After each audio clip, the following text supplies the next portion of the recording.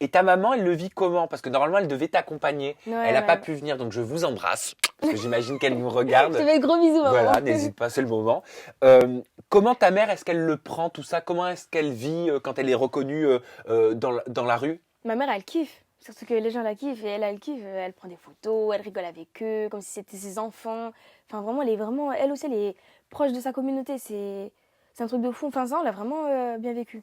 Et toi, elle vient d'où cette complicité avec ta maman? Parce que parfois, on dirait presque deux amies. Ouais, On dirait deux copines. ça, ouais, je sais.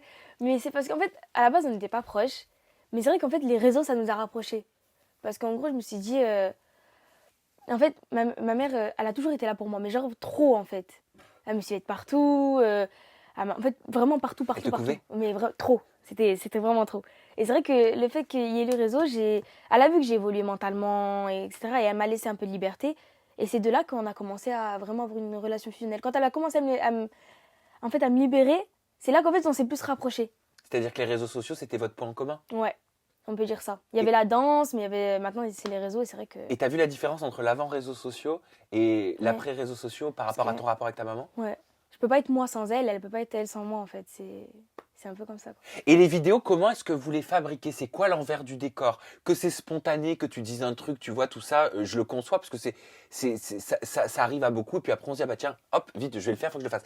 Mais est-ce que vous écrivez? Est-ce qu'il y a un scénario? Même pas. Franchement, ça vient au feeling. Genre, je prends mon téléphone, je dis ouais, je vais dire ça, je suis sûre elle va répondre quelque chose.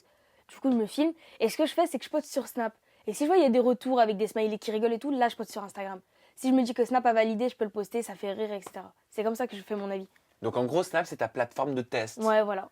C'est là où tu sondes un petit peu la vie des Exactement, internets ouais. avant de le mettre sur Instagram. Ouais. Pourquoi tu testes sur Snap avant de le mettre sur Insta? Parce que j'aime pas poster pour après supprimer et tout. Je préfère poster un truc que les gens ont kiffé sur Snap et je me dis, bah, je vais le partager à l'autre communauté qui me suit sur. Est-ce que ça veut dire que Snap est moins bien qu'Insta?